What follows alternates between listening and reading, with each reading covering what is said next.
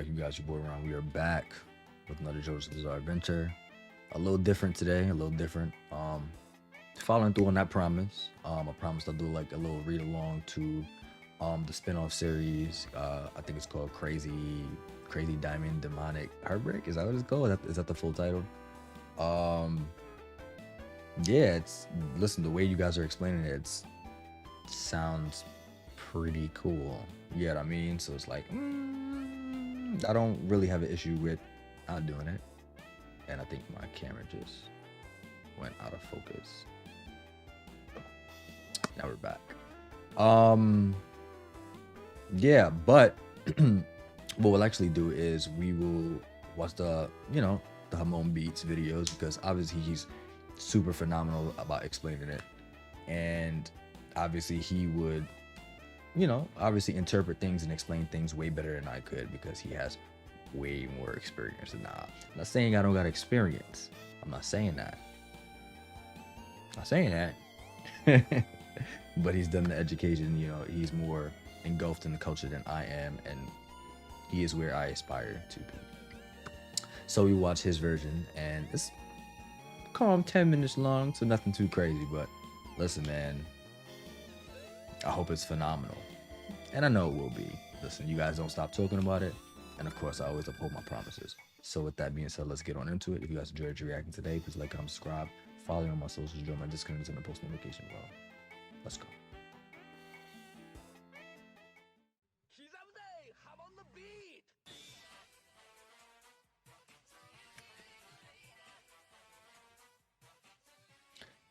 Welcome back to another JoJo chapter review. Although Yay! JoJolian. I'll be taking a look at the first chapter of the new spin-off manga starring Josuke and Whole Horse. Crazy I'm ready. Diamond's Demonic Heartbreak. Yeah, you know how I feel about my boy Whole Horse. Trash. Back in August. This is the first ever JoJo manga to not be written by Araki. Suku Karasuma, the author of No Gun's Life. No Gun's The Life. story is written by Kohei Kadono, best known as the author of the Boogie Pop light novel series. That's interesting. You'll likely know him as the author of the JoJo spin-off novel Purple Haze Feedback. Don't know what that is, but I guess we'll get into that at a later date. Premise. A few months ago, we got the one-shot manga chapter Cool Shock Old BT, a sequel to one of Araki's older manga, Cool Shock BT. Okay. If you want to see my thoughts on that, you can check out the video I made about Cool it. Shock Needless to say, BT. I really enjoyed it, and it gave me some faith in how others can handle an Araki manga. Kadono's actually been working on this story since all the way back in 2013. Okay. In an interview from back then, he mentioned how he Planning on writing a comic of sorts titled Heartbreak. I'm worried I might get carried away. Okay. In order to give him plenty of creative freedom. I think this is for the best. Incredibly tolerant, open-minded person. I got that. So basically, he just trusted him wholeheartedly. Understandable. Whole Horse and Josuke crossing paths in Morio at a time before Crazy Diamond had its name. Jotaro gave Crazy Diamond its name after the fight with Angelo. So this is set shortly before part 4. Okay. Let's hope there's no spoilers in here. From part 3 I'll be mad. But before I say anything else, let's get into the story. The story starts with a short flashback of a woman watching a bird flying overhead in Egypt. Okay. Then in March of 1999, we see an old woman talking to Whole Horse. Mm-hmm. She says that her son was a bird trainer with 2 beloved pets, one of which was Pet Shop, who we know from part 3. The baby became my own. If he The gets son turned was into killed so after trying to the escape training my from son loved those birds as though they were his own children. Okay. This parrot is most likely a reference to the parrot which appeared very briefly in the manga of part 3. In the flashback where Dio speaks to Polnareff, a parrot is seen on Dio's shoulder. Is that the Pet Shop bird? This changed to Pet Shop, and fans have speculated for a long time about whether Hell this yeah. parrot is just a prototype Pet Shop design or its own bird. Right. This story seems to be expanding on this parrot, so I think that's really interesting. Okay. It's also mentioned that the parrot had the same training as Pet Shop, implying that it is most likely a stand user. The parrot has gone missing, and the woman asks Whole Horse to find it, and he agrees. Then we see Whole Horse out in the street looking at the clock tower and checking his arm where he's wearing 3 wristwatches. Okay. This is a really nice detail since it's referencing his defeat back in part 3, where the clock tower being off caused him to fire at the wrong time, shooting Yup. himself. Hilarious. Showing how paranoid Whole Horse is from his experiences in the past. Next, Whole Horse goes into an alleyway where a kid tries to scam him. Whenever he walks, Oh, that's an older Whole Horse. It's shown that this is actually Tenor Sax, the stand of Kenny G, another Mmm. Although it wasn't clear, I had always assumed Kenny G died during Part 3, but it's nice that he's brought back since he's one of the more forgotten stand users. We see that the stand is used to hide a place where some of the surviving stand users from Part 3 hide out. Mariah is shown to be living here, and Oingo and Boingo Uh-oh, Mariah. This point in time is a really interesting place to see these characters, since Interesting. Dio is long dead at this point. Mm-hmm. Mariah says that without Dio, her life doesn't have much meaning. And Fleshbud, she had been completely overwhelmed by Dio's charisma in the past. She was. It's She great was. to see a character that has a guilty. I mean, look, it's good to see her healthy after she got smashed by like cars and shit. Ah! Spoiler! In Mariah's case, we see that she's just trying to live her life now. We also hear that the Speedwagon Foundations make some kind of effort to rehabilitate people under Dio's. So why do I call him Lord Dio in those dreams? Told her about all of the horrible things Dio had done. For a bit, Mariah attacks Whole Horse, and he gets turned into a magnet by her stand. But she's really just messing with him for having taken advantage of Boingo in the past. Okay, I'm glad somebody fronted Boingo, you know what I'm saying? Since this story is 10 years after Part 3. But if you take a closer look, you can actually see that he has some stubble on his chin. We could probably think of this in a way that he's just drawn short, similar to Koichi. They find out from the book that to find the parrot, they have to go to the town of Morio. The next scene is in Morio, and we see the girl from We here, boys. again. Okay. Her name is Ryoko, and it is revealed that she is the cousin of KAKYOIN. Based on the flashbacks we see, it seems like she saw KAKYOIN under the effects of Dio's Fleshbud, and that I didn't know. tried to recruit her as well. Well, this is a spin-off, so they didn't mention like he had a sister at all, right? It's a prediction of Whole Horse hearing Dio's voice. She takes the book right as Whole Horse passes by her, and as predicted, he starts hearing Dio. The lines from Dio are the same ones he said to Senator Wilson Phillips in Part 3, when he told him to drive on the sidewalk. Right after this, a man in Morio starts driving towards Whole Horse as if he had been possessed. This is a result of the stand of the parrot. On the first page, it was said that it was almost as if the parrot was trying to note every detail in the city. Since the city is presumed in Cairo, it's likely that the parrot saw the incident with Wilson Phillips in the past, and is somehow causing it to happen again. We also saw the parrot flying over Interesting. Kakuin's grave during the scene with Ryoko. When it flew past her, she had a flashback of her memories of Dio and KAKYOIN. Okay. Similar to what happens to Whole Horse a bit later. I like you. The moment you tried to kill me, He tried to betray you were Dio. so calm. Yep. Yeah, I remember when he said that. Is as a result of the parrot's stand ability. If I had to theorize a bit about how the ability works, I think that since he's a parrot, he can mimic people's voices.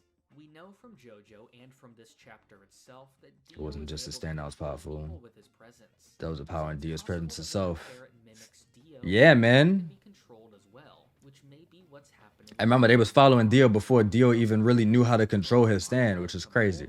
Where it shows that he also has guilt from being under Dio's control.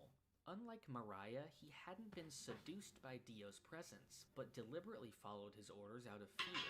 He tries to stop the car, and at the last second, he is saved by Josuke. Josuke figures out that Whole Horse is a stand user, and the two start to fight just as the chapter ends. Right. I really enjoy this story so far. It draws on so many little details from Part 3 that we didn't fully get to see. I've wondered for years what might have happened to Whole Horse or the other stand users, and this story aims to answer that. I had also wondered what the reaction of KAKYOIN's family members was to his death, and we're seeing that too. It's really refreshing to see a story based on parts 3 and 4. It takes me back to when I first read those parts, and reminds me of what got me to start loving JoJo in the first place. We haven't seen much yet, but I'm also excited to see what elements from Part 4 are going to show up. We know that Josuke won't be crossing paths with characters he's supposed to meet later, so I wonder how it'll be handled. Kadono does a really great job of portraying all this, and it's very clear that he's passionate about JoJo. Nice. Same was true back with Purple Haze Feedback, which touched on things like the Stone Mask and Fugo in a really satisfying way. Right. I have faith that he'll be able to pull this off too. Before that though, we have another JoJo manga chapter coming out the same day. This one is called Fujiko's Bizarre Worldly Wisdom. Fujiko's Bizarre Worldly Wisdom. What the fuck? That was a long name. An original character named Fujiko. At the time of me writing this, it's Don't know these people. very soon, so look out for that in my next video where I'll be reviewing it. As for this manga, I definitely recommend reading it and staying on board for more of the chapters in the future. You can also bet that I'll be coming back next month to take a look at the next chapter too, so keep an eye out for that. If you want to be updated on new videos or leave suggestions, join the Hum and Beat Discord using the link in the description. To receive rewards like Discord perks and some uncut videos... Well, just cut that shit out. No free advertisement! That was actually really good. I think he did an amazing job of explaining it, for what it was. It's a little bit fast, I'm not gonna lie, but I kind of got the gist of everything. Wow, I had a brain fart just now. You know, as far as Whole Horse, Boingo, obviously KAKYOIN sister, that obviously they never mentioned the show. Why? Because it is a spin-off, so maybe in all actuality she just never really existed. It's, you know, it's not really saying much. I think what we should do, maybe we should do like a read along, you know what I mean? I think it might be like, even if I don't know much, it'll be like more intimate, so we could, you know, you get what I mean? He was doing it kind of fast, but at the same time, it was just like more so we weren't like really reading a manga. We were just kind of just like listening to him like skip through things. So it's like it wasn't really more of like an intimate setting where we were actually reading it. So I think the next time we'll actually you know, we'll actually read it. Yeah, I think we'll read it, or you know, give me you guys' opinion on it. Should we read it, or should we just, you know, keep on doing the Hamon Beats thing? I mean, either or is fine, but I just felt like, you know, like me reading it, or like me like flipping through pages might be like a more intimate setting, or you know, even if I don't know if fucking YouTube would allow shit like that, you know what I mean? Also, I'm really trying to find a way to incorporate the big screen behind, because I feel like, I don't know, I feel like it looks cooler than my old setup, but finding a way to, you know, make that happen without YouTube like slapping the shit out of me is kind of hard. It's kind of hard, but I'll figure it out. Let me know if you guys actually like that setup right there rather than the other screen, and I'll try and find a way if I can make that happen. With that being said, Hamon Beats, amazing as always. Thank you guys for watching. Thank you guys for recommending it. And listen, man, I'll see you guys in the next JoJo's Survival Adventure reaction. You know what I'm saying? Episode 4. If you guys enjoyed the reaction, please like, comment, subscribe, like, follow on all my socials, join my Discord, and turn on post notification bell. See you guys next week.